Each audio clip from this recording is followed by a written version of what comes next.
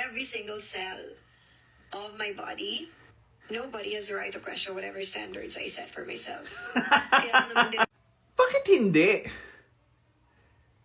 Pinablicize mo yung buhay mo, tapos, nung magkokomento yung mga tao, bawal? Bakit?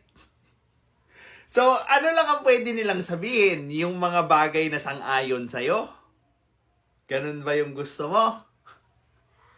Ngayon sa Pinoy Extreme, pag-uusapan natin yung common mindset ng mga modern women at kung paano ito nagpe-play out sa current times natin. Well, this is Pinoy Extreme. Let's do this! This is Pinoy Extreme. Kaya lang naman din nagbago yung standard ko dahil din sa mga pinagdaanan ko, sa mga natutunan ko. And what did that standard brought you? Anong nangyari sa standards mo? Anong nangyari sa'yo? And, merong mga lalaking nag-comment. Basically, ang sinasabi nila is, okay lang naman daw na mag-set ako ng ganong standards, but wag daw ako mag-expect na may high-value lalaki pa daw yung papatol sa akin dahil sa history daw na meron ako. Hindi ko naman sasabing 0% yung chance mo. Because, to be fair with you, may chance ka pa rin naman. But of course, it is lower. Diba? Not 0, but lower. And that is 1, I am still married, 2, I have kids, and 3, I am on my 30s. Oh! The table is not looking good for you, my friend. Unang-una, most likely, yung partner mo na makikita mo would be willing para mag-shoulder nung gastos na gagastusin nyo para mapakasalan ka. And what's in it for them? Diba? What's in it for them? Gagawin nila yung gusto mo. Anong kapalit makukuha nila? So, nakikita mo na. Medyo alanganin tayo dun, tabingi tayo dun kasi sabihin na natin, pwede pa sa appearance eh. Diba? Parang near end of service life, ganon. Yung tema. Kung ako daw ba ay isang lalaki, lalapitan ko pa daw ba ang isang katulad ko? First of all, and let's set this straight, wala akong pakialam kung lapitan ako ng lalaki o hindi. I can stand on my own, I can provide for myself, I can raise a family, I have money.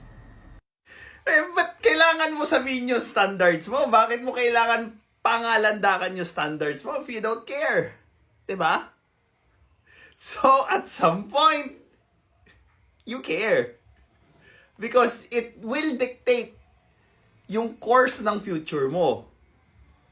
Kung paano ka magiging Disney princess, di ba? Yung mga pahiga-higa na lang, pa-post-post na lang. Maraming may gusto ng ganyang klaseng buhay. Wala nang trabaho, may katulong, may yurdo, mga ganon. Yung mga typical CEO, OPA na Korean novela, ganon. Maraming may gusto niyan. Everything that I would ever demand from somebody, I can also provide. Kaya ko rin ibigay yan kung ano man ang hihilingin ko.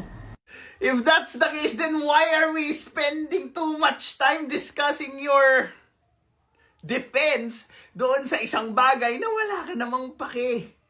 Diba? Yung mga in-enumerate nyo na bagay at sinasabi nyo yun sa paraan na para bang nakabawas yun sa value ko bilang babae, mali kayo. Nakadagdag pa yun. Ang kasal, pwede ma-forfeit ng annulment yan. Ikaw gagastos? Diba? Well, what if ang isa sa mga kondisyones ng mga Disney princess na nagpakasal na, kung totoong mahal mo ko, gastusan mo yung divorce ko.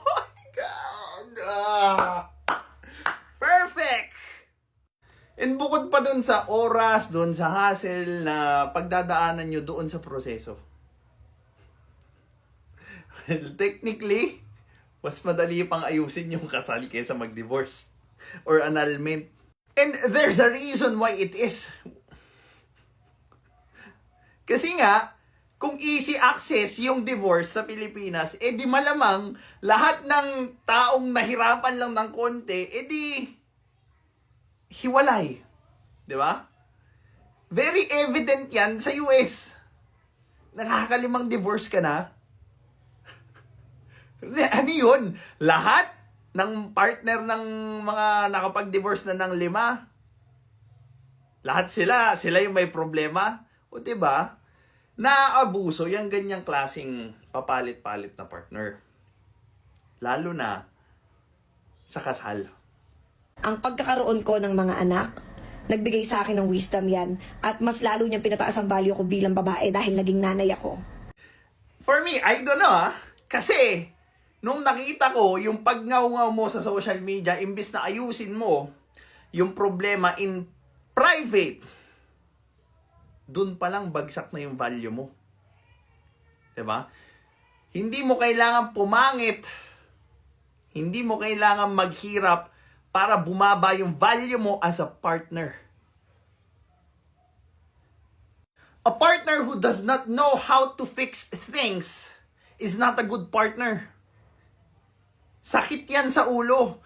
Because bukod sa problema na aayusin mo between your partner, kailangan mo pang intindihin yung mess na ginawa nila sa public. See? Doble sakit sa ulo. And why would I choose a partner like that? Para akong kumuha ng batong ipupukpuk ko sa ulo ko. Pangatlo, nasa 30s na daw ako. Ano naman? Sa edad ko na to, mas marami na akong natutunan, mas marami na akong napatunayan, mas marami na akong na-achieve. So, alin sa mga in-enumerate ninyo ang nagbawas sa value ko bilang babae?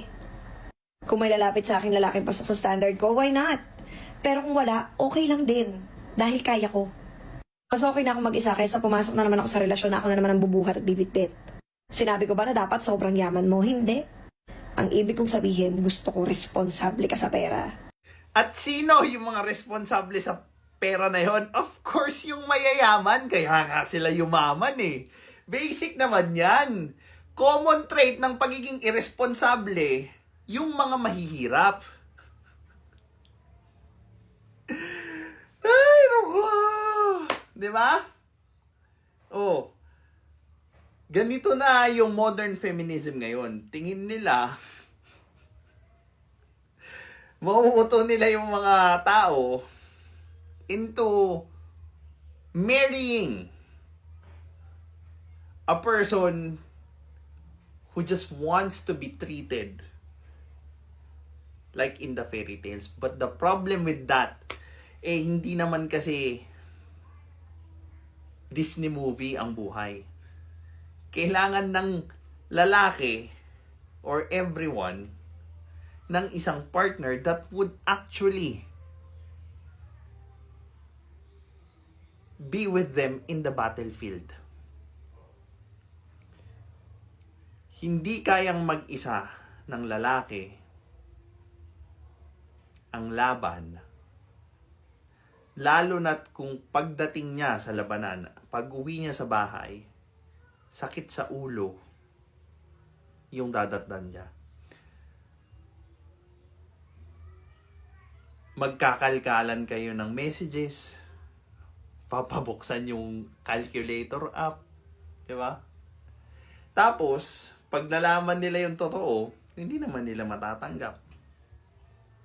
Hindi naman nila malulunok.